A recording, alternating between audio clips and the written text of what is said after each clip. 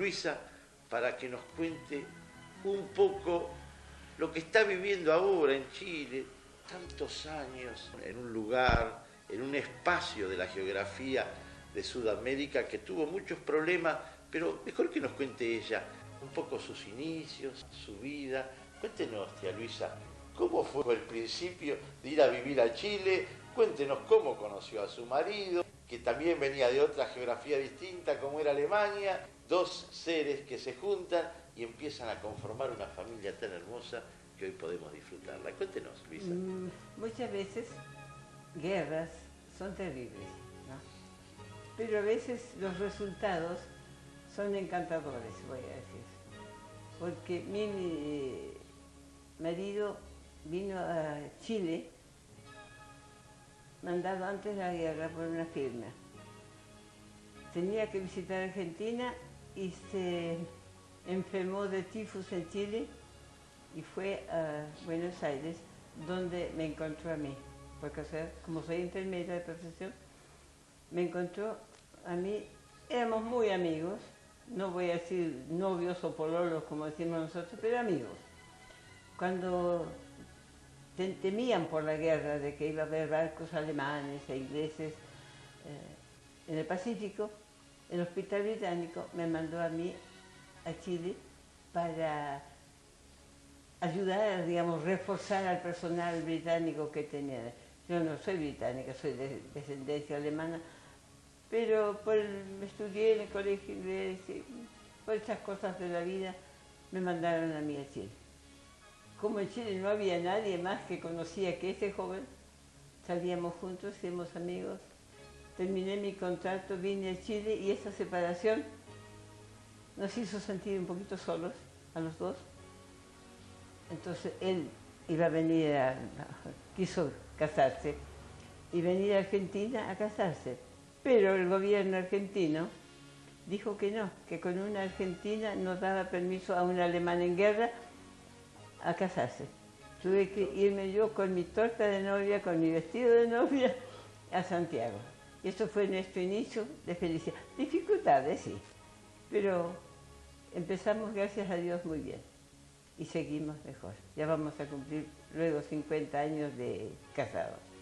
Tenemos 3 hijos, 2 ingenieros y ella es matrona, no sé cómo se llama acá. Bueno, sí. Obstetra. Claro, sí, lo que hace la función. El ingeniero electrónico está con nosotros, y el ingeniero químico está en Alemania, trabajando hace años. Y la hija se casó y el oficio de ella es ser mamá y hacer feliz a su marido. Eso es, digamos, lo de la vida familiar. Tengo otro niño, no nuestro, pero tenía 1 año cuando quedó solito y lo tenemos con nosotros. Dice mamá y papá, los hijos de ellos son nietos nuestros, los cuidamos, queremos, y me quieren, o sea, nos quieren como verdaderos padres. Digamos, esa es la historia familiar. En la familia mía, mi hija mayor, mi hija tiene 4 niños, preciosos, según yo creo. El hijo tiene 3 niños y el que está en Alemania 2. Nos comunicamos seguido por teléfono, gracias a Dios hay comunicación. Y estoy muy agradecida por el origen que yo tengo, porque mi padre es un cristiano muy bueno, o fue, porque falleció ya hace años. Él nos enseñó, como dije antes, a leer la Biblia, a estudiar. Para papá no era nunca un sacrificio hacer bien a otro. Nunca. Papá hizo bien a quien pudo. Nadie puede decir que mi papá fue mezquino. Y mi mamá distinto, un temperamento tranquilo, reposado. Ella nos enseñaba a orar, nos enseñaba a leer. Para nosotros de noche era sagrado de niños, que era una familia de 9, que mi papá nos leyera un cuento. Así que teníamos la familia unida siempre que era posible. Eso es el recuerdo grande de mi familia. El trabajo en Chile fue difícil, pero yo estoy muy satisfecha porque desde que fui allá y como enfermera tuve muchos contactos y en ese tiempo, 50 años atrás, había mucha pobreza y yo encuentro que había mucha injusticia. El pueblo, por eso lo decían los rotitos, porque eran pobres, o sea, muy maltratados. Pasaron los años, trabajé en distintas asociaciones, pero cuando vino el golpe militar, que nos despertó para ver la pobreza que había y la miseria, entonces empezamos todos a formar comités donde podíamos ayudar. Nosotros formamos un hogar para niños huérfanos, actualmente tenemos 85. Trabajé con los niños lisiados, que es un trabajo bastante pesado porque el niño lisiado que no entiende, que no, a veces son inválidos o a veces son un poquito deficiente mental, cuesta. Y también trabajamos junto con el grupo de señoras para ayudar a las mamás, centros de madres decíamos, pero había que ir hasta los cerros a dar clase a las mamás, enseñarles a tejer, enseñarles a coser. Y esto me dio una satisfacción muy grande. A veces siento que descuidé un poquito a mi familia, pero como era apoyada por mi esposo y era apoyada por mis hijos, pude seguir trabajando bien. Y eso es una satisfacción grande que tengo yo, de haber recibido el apoyo de mi familia a todas las iniciativas mías. Qué lindo, tía. Realmente Chile era un país dividido ideológicamente, todo eso, y era difícil luchar en esa época, ¿no? Por la vida, por los pobres, pero en definitiva por unir ese país, una familia que ahora ha conseguido la unión, ¿no? ¿Cómo está Chile, tía? En definitiva yo diría bien, y estoy, digamos, bastante satisfecha la forma que este gobierno ha seguido la política del gobierno pasado. No lo puede decir abiertamente porque eran de distintas ideas, ¿no es cierto? Pero el gobierno de ahora trata del mercado libre, de la libertad de expresión, de los sindicatos que se pueden reunir y todas esas cosas. Este gobierno sigue exactamente la política del gobierno pasado. A pesar, digamos, de que por eso lo critican mucho, porque preferían que hubiera huelgas todos los días, que la gente se sublevara, que hubiera cola, que hubiera un control de alimentos como lo que tuvimos, que teníamos que tener tarjetas de racionamiento y todas esas cosas. No lo hay, no hay necesidad, por el comercio libre. Si usted no trabaja bien, pierde su cliente. Si usted cobra demasiado, también lo pierde, es libre. Y la libertad así de expresión, todo en este momento es total, tía. Mire, hay muchas críticas sobre esa libertad, porque hay libertad de prensa, pero es controlada. Lo mismo que la justicia. Ningún proceso judicial puede seguirse porque dice, es secreto. Para poder seguir el proceso no pueden publicarlo en los diarios. Y esto no es libertad de prensa. Secreto profesional. En eso los periodistas están muy en contra de esto. Porque no pueden seguir un proceso. Está prohibido por el secreto, digamos, de investigación. En sí, la calidad de vida mejoró también en Chile, ¿no? Bueno, cuéntenos un poquito de eso. Sí, pero yo voy a decir gracias al gobierno anterior, ¿eh? Porque antes el que tenía un auto era rico, el que tenía un frigider era rico, ¿no? Hoy día, ¿quién no tiene auto? ¿Quién no tiene casa propia? Hay muchos que no hay, pero de las millones de casas que faltaban, hoy día los tienen. Un 68% tiene en su casa frigider, ¿no? Un 72% tiene el televisor en color. Radio, casi el 90% de las casas tienen radio. Bueno, para mí eso es una gran ayuda, un gran alivio para la gente. Se ve que están mejor. Es difícil, como en todas partes, cuesta ganarse.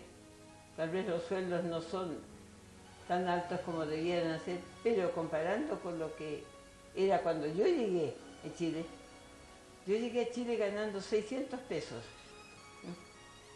No, pero los empleados del hospital ganaban 50. Entonces la diferencia es enorme. Y ahora una enfermera gana, incluso voy a decir a veces hasta menos que una empleada doméstica, como dice una sirvienta. Hoy día una sirvienta menos de $300 no consigue, pero las enfermeras no ganan. Los profesores ganan entre $250 a $300, los maestros de escuela. Entonces se ha ido igualando. Por eso digo, pienso que estamos mejores. La salud, ¿cómo está organizada? Usted que prácticamente ha tenido vinculación a través de su propia profesión o su propio origen de enfermera. ¿Cómo está la salud? Mal. Muy mal. La salud, si no pagan buenos sueldos a sus empleados y a los médicos, no atienden. Lo que hay mucho es el privado. Hay muchas clínicas privadas, hay muchas asociaciones privadas, están las FP, o sea, las asociaciones que ayudan, privadas son. Usted paga todos los meses algo y tiene un bono, puede escoger el médico que quiere. Todo eso ayuda, pero de los hospitales es vergonzoso. ¿No? Eso, efectivamente, la salud en ese sentido para el pobre es malo. ¿Y la enseñanza, Luisa? La enseñanza estuvo por muchos años el Ministerio de Educación en manos de los comunistas. Y hoy día no es los comunistas, sino son los socialistas, aunque es todo uno con la concentración, pero los ministros de Educación son socialistas. La enseñanza, si no fuera por la enseñanza particular, es malita. Y en las universidades todavía existe esa diferencia grande para el pago de las asignaciones. Que no lo tiene, el que no puede pagar la universidad, bueno, hay muchas universidades particulares, pero la del Estado, no malita. Luisa, usted no solo conoce Chile, sino también conoce nuestro país, conoce Alemania, conoce Europa, y en sus viajes así, en sus recorridas y eso, usted tiene que percibir, por ejemplo, de Sudamérica, ¿cuál es el país al que se le tiene confianza en Europa, por ejemplo, para venir a invertir, para venir a decir, ¿es solo Chile, Argentina? ¿Qué se habla de Argentina? Cuando usted viaja, usted conversa con sus hijos, por ejemplo, uno que tiene en Alemania, ¿qué piensan de Argentina? Mejor que no lo diga. No, pero cuéntenos que siempre, la verdad, Luisa. Para mí, México es fabuloso. Fabuloso, digamos. Tal vez la parte social no está tan adelantada como Chile, como Alemania, pero un país fantástico en las organizaciones, en salud, en construcciones, en la forma de atender a la gente. México para mí es uno de los mejores. Argentina siempre tiene, en todas partes, uno primero como país grande, digamos, en Europa es un país grande, poderoso, pero los países sudamericanos lo tienen como farsante. O sea, tienen el concepto del argentino que es farsante, que se cree muy gran cosa y que la educación no le da como para tanto. Y digamos, ese es el concepto que se tiene en Chile y Perú, por ejemplo, que he estado ahí, y México lo respetan más porque están más lejos. Pero para mí, digamos, el estado de libertad económica y todo es México mejor. Mejor que estuvimos ahora, hicimos un lindo viaje con mi esposo. ¿La diferencia social no se nota en México, Luisa? ¿No hay tanta diferencia? No, no hay tanta. Sí, pero... ¿Se va aproximando las distintas clases, los distintos estamentos sociales en México? Yo diría que sí. Uno como visita, tuvimos un mes, visitamos todo México, pero como visita uno puede juzgar mucho, ¿no? Digamos, es atreverse a decir muchas cosas. Pero creo que la diferencia social no se nota en esa forma que podría ser se nota en Colombia o en Perú, que ahí sí se nota. En Chile y Argentina también, porque a mí me parece que es una aberración venir al centro y encontrar los colchones sucios tirados en Plaza de Mayo, que las veredas son tremendamente malas, uno no puede caminar. Bajando del avión, bueno, llegamos al terminal, había una villa de miseria, el terminal de buses. Para un país grande y rico, yo, no sé, me chocó mucho, porque yo recuerdo de niña, yo viví mucho tiempo en Buenos Aires, como niña no había esa diferencia a la vista. Hoy día se nota más el pobre. Hoy día en Buenos Aires hay gente que está pidiendo en la calle, cosa que de joven no lo recordaba. La verdad que me sorprendió que estuvieran con... Y en plena Plaza de Mayo había así una ruma grande de mugre, como decimos, colchones viejos, toallas viejas, lámparas, zapatos. Bueno, esto la policía no debía permitir, porque eso no se puede botar así nomás con un paquetito como se hace con los papeles. Eso tiene que venir con un carretón o un camión o no sé qué, o botarlo en la ventana, pero eso me chocó. Ahora, que aquí, que Wanghelén es distinto, es distinto. En Wanghelén han tenido, digamos, las casas bien, o tienen las casas pintaditas, la mayoría está repintando su casa. Hay casas viejas, cierto, pero la mayoría pinta, tiene sus jardines bonitos, cosas que antes no lo había. Lo único que tengo en Wanghelén en contra, otra vez, son los hoyos de la calle. Los hoyos de la calle. Sí, bueno, es un problema que se nos hace mucho. Luisa, siempre se habló de la famosa cacerola, la batalla de las cacerolas en Chile. Algo que un poco es el protagonismo de la mujer. Cuéntenos, ¿qué se trataba todo eso? Bueno, eso fue muy simpático, encuentro. Estábamos dominados por un régimen, no voy a decir, no sé qué nombre darle, porque no era dictador, era un sinvergüenza nomás. Y para hacer su política, ¿no es cierto? Entonces nos daba a todos tarjetas para poder retirarnos con el alimento, para el pan había que hacer cola para recibir un pedacito de pan. Entonces las mujeres dijeron, no, vamos a protestar. Y como estaba Fidel Castro, quisieron mostrar, digamos, cuántas mujeres son. Y fue sorprendente porque avisaron por teléfono, nomás me dijeron, oye, va a haber una marcha, ¿quiere decir? Yo dije, voy a ser loco, le dije a mi hija, vamos, pero vamos, porque así nomás. Pues. Y por teléfono no hubo ninguna propaganda. Caminamos todos por la calle y pasamos, digamos, donde estaba Fidel, ¿no? Y han tenido la osadía, digamos, por eso esas cosas no se publican, de tirarnos papas con gilet o con agujas de arriba de los pisos donde sabía que faltábamos. Al que le cortaba, o sea, le lastimaba. Eso fue, digamos, la batalla de las mujeres. Después, por último, nos corretearon con bombas, ¿no? Tuvimos que salir del centro. Pero eso fue la batalla de la... famosa batalla de la cacerola. Valiente. Sí. Después, ahora, durante la Pinochet, aprendieron. Entonces salían las mujeres también, pero nadie le hacía caso, porque salían a la calle con cacerola, mostrar que Pinochet no había comida. Entonces, dicen no había libertad, pero ¿cómo podía salir esa gente a reclamar? Porque Pinochet dijo, hagan lo que quieran. Si quieren bien, a mí no me van a hacer mal. Aunque le mataron la escolta, ¿no? Porque mataron a 7 de su escolta y atacaron el auto para matar a Pinochet. Pero parece que Dios no quiso y dijo, no, tuvo suerte el chofer, dio vuelta y regresó. Y a esta gente que las pillaron, como decimos nosotros, no me va a entender tal vez ciertas palabras. Sí, conocemos. Esa gente que las pillaron, hoy están indultadas todas. Pero algunas tienen que irse a ¿cómo se llama?, Bélgica y Suecia, que las reciben con gusto a la pobre gente, pero con el hurto de haber sido criminales. Y todos los que se fueron en el tiempo de Pinochet ahora vuelven con franquicia libre.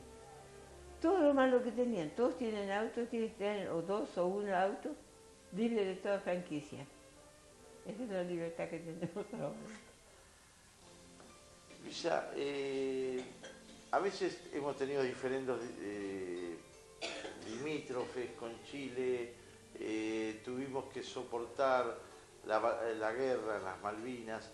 ¿Cómo vivió Chile en relación, con sinceridad, cómo nos sentían? ¿Como adversarios, como hermanos? Porque a veces, un poco lo que hablábamos con usted, a veces es necesario sincerarse las cosas para poder solucionar los conflictos que tiene la vida, o en este caso los pueblos, ¿no? No tomó mucha parte. No. No le interesó mucho a Chile. Puede ser el gobierno, puede ser, no sé, pero el pueblo chileno más bien se rió. No tomó parte, decir, bueno, que gane los ingleses o que gane los argentinos. No tomó parte. Ninguna. Ni siquiera cuando estuvieron con un conflicto con Argentina en el 78, creo que fue. Tampoco tomó parte el pueblo. Es decir, bueno, los chilenos o los indiferentes. Total, no me toca todavía a mí, así que se peleen ellos. Más o menos así. Y así es el pueblo chileno, muy resignado. Yo encuentro un pueblo maravilloso. A mí me gusta muchísimo vivir ahí. Claro que tengo los más años de medio la familia, siglo de vida prácticamente. ¿no? Mi vida, sí, más de media vida. Sí. ¿No? Luisa, siempre hay una vinculación estrecha con Alemania, un hijo en Alemania, el marido de origen alemán. Alemania también vivió transformaciones, que fue la caída de un muro. ¿Cómo está Alemania? ¿Cómo fue ese cambio? Yo podría decir otra vez que es el plan de Dios. Que el Señor tiene un camino que hacer. Habrá obstáculos que pasar, pero al fin y al cabo Él va cumpliendo paso a paso lo que era planificado para su pueblo creyente. Nosotros pensamos siempre que Rusia, nadie la iba a hacer caer, que Rusia iba a ser el dragón del final del mundo, ¿no es cierto? Era una creencia bien en nosotros. Y cuando Rusia, por el plan de Dios, para mí no es otra forma, cayó, y cayó Alemania, el muro prácticamente se deshizo solo, sin tener, digamos que, bueno, pelearon antes, ¿no? Ahora, para desgracia nuestra, tenemos al presidente de ellos en Chile, pero también es política, ¿eh? Pinochet es criminal, porque mató mucha gente. Honecker hizo lo mismo al que se acercaba al muro, los mataba, pero le damos la protección nosotros. Es decir, la política para mí no es buena. Pero yo creo y confío que Dios tiene un plan para sus hijos y los va cumpliendo paso a paso. Aparece en el escenario otro país, por ejemplo, como Japón. Mientras los demás discuten un liderazgo, Japón en este momento es el líder económico dentro de la vida. ¿Es un país organizado? ¿Es un país que piensa? ¿Es un país de futuro, Japón, tía? Mire, yo he hablado con muchas personas sobre eso y piensan que es la China el país del futuro. Porque por el adelanto que tienen, la cantidad de gente, y están muy adelantados en la China. El otro día me dijo un amigo que estuvo en los que viaja mucho, me dijo, el país del futuro es la China. Cuidado con que lo va también a comer al Japón. No conozco la China, no he estado en el Oriente, así que no lo conozco, no puedo decir. Pero él va seguido y pensó que era la China más que Japón. Y el país que mantiene los valores de los principios religiosos, los principios de la sociedad, en lo que hace a la familia, ¿qué país es? ¿O qué país podemos elegir en el escenario mundial? Pienso Canadá, que Canadá es el país de la familia, más que otro, porque defiende y une a la familia, ¿no? Más que incluso que Estados Unidos tienen demasiada libertad los jóvenes. Canadá, a mi forma de ser, es Canadá. El país, digamos, que trata de unir más a la familia, que vive más en familia. Tal vez puede ser por el clima o por la libertad que tienen, por los dos idiomas, por lo que fuera, pero Canadá es grandioso. Luisa, vamos a volver un poco a Wangelem, porque usted tiene una gran familia. Hoy lo recordábamos tanto a Rosita, que tiene sus hermanos, tiene un poco sus nietos, porque en definitiva conforman. Yo me gustaría que usted nos dejara un mensaje, porque hay algo dentro de la familia Kruger que yo no sé si será el contenido religioso, el contenido filosófico, pero es una familia que realmente no solo uno la respeta, sino también la admira, porque en las mujeres encuentra la fortaleza, como en el caso suyo, o como en la mención que recién estaba haciendo, que uno siente admiración. ¿De qué surge todo eso? ¿Dónde está el principio? ¿Dónde está la raíz de ese volver a vivir? Bueno, uno es la naturaleza de uno, pero para mí el principio grande es la fe. Mis padres fueron unos fieles creyentes. Ellos creyeron en que Dios mandó a su Hijo Jesucristo para salvarnos a nosotros de todo pecado. Y creyendo en Él, siguiéndole a Él. Porque no puedo decir yo creo en Él y después voy y hago lo que quiero.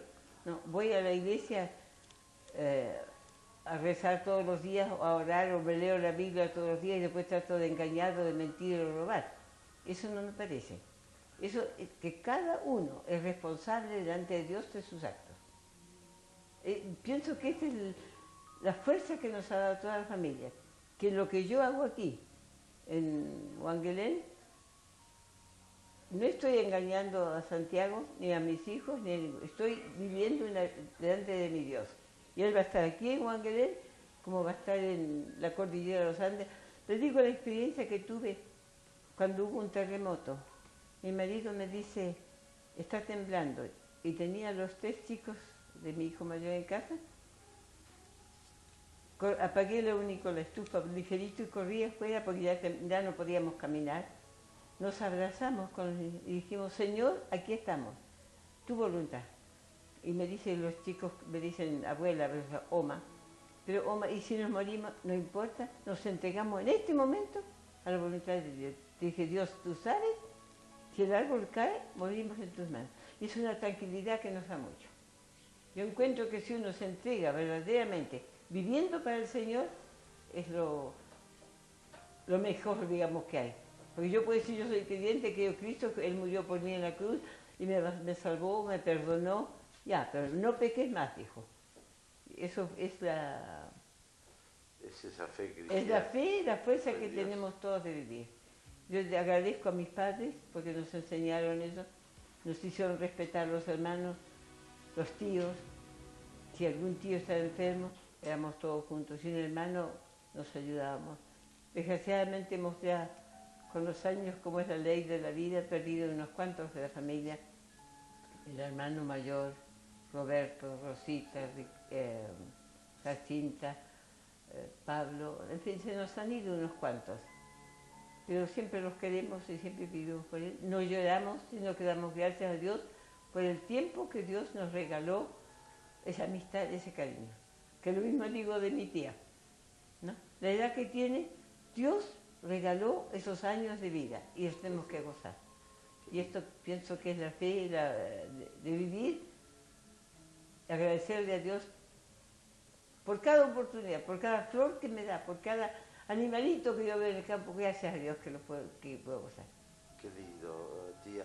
Usted se acuerda mucho de ese Wangelem, cuando hablamos de todos sus hermanos que conformaron una gran familia. Era una familia humilde porque había que luchar, había que darles en alguna medida el pan de cada día.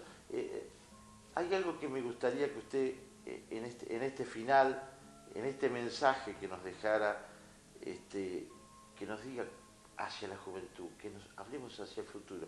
Yo sé que en alguna medida usted siempre trató de que su familia se integrara, que se conocieran sus hijos con sus primos, siempre luchó por su familia. Denos un mensaje, no solo para su familia, sino para toda nuestra juventud. Para mí lo principal, lo que le diría a todos los jóvenes yo, respeten a sus padres. Son únicos en la vida, ¿no? Obedezcan a sus padres. Si no tienen la misma educación que ellos tienen, porque es verdad, hoy es muy difícil enseñarle a los niños que van en primero o en segundo básico cuando los padres no han ido nunca a la escuela. Pero igual que respeten porque son padres, que los amen porque son padres. Y eso es el principio de la sabiduría, de respetar a los padres, amarlos, y por supuesto en eso ya uno les ayuda. Porque yo reconozco que tenía mis vacaciones y yo venía a la casa de mis padres.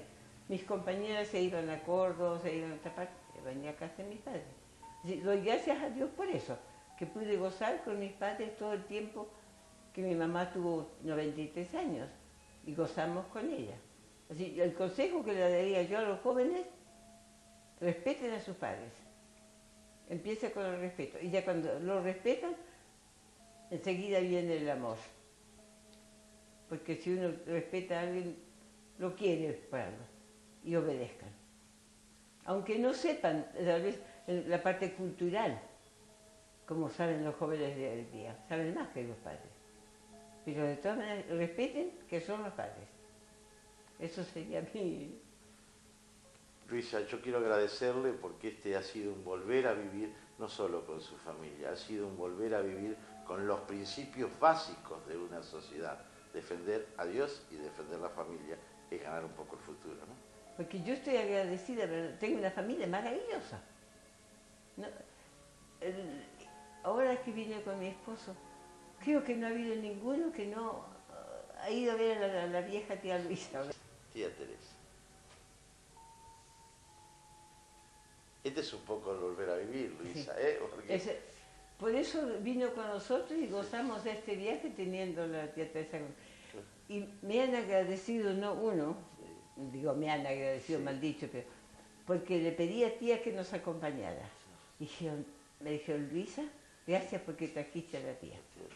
Estoy feliz. Claro. De que todos están tan contentos de tener a la tía con nosotros y nosotros tener el cariño de ella. Y sigue cocinando bien, con su gusto. Hoy, por ejemplo, la vi como estaba preparando un matambre. Sigue, Teresa sigue.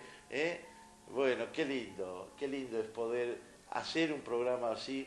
Luisa, la despedida de una tía que siempre me veo representada, otra mujer que tanto quise, y la sigo queriendo, obviamente. Por supuesto, la oportunidad nuestra, Luisa, para que usted se despida. Me emociona siempre tener a una persona mayor, una persona que hemos querido todos. Sí, a tía le agradezco porque me acompañó siempre. Y a la familia mía, que es tan amorosa, a todos, porque no puedo decir uno que ha sido menos cariñoso que otro. Un beso grande. Gracias, Luisa, porque este es un ejemplo también de un volver a vivir que quisimos traer a la pantalla de Canal.